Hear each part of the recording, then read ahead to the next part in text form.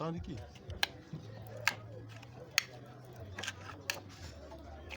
to restore an old battery. We remove the top, then after we remove these covers so that we can insert the acid.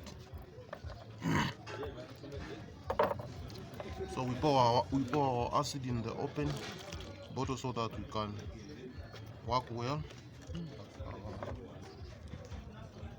We insert our acid. How to refill an old battery, sealed battery. Again.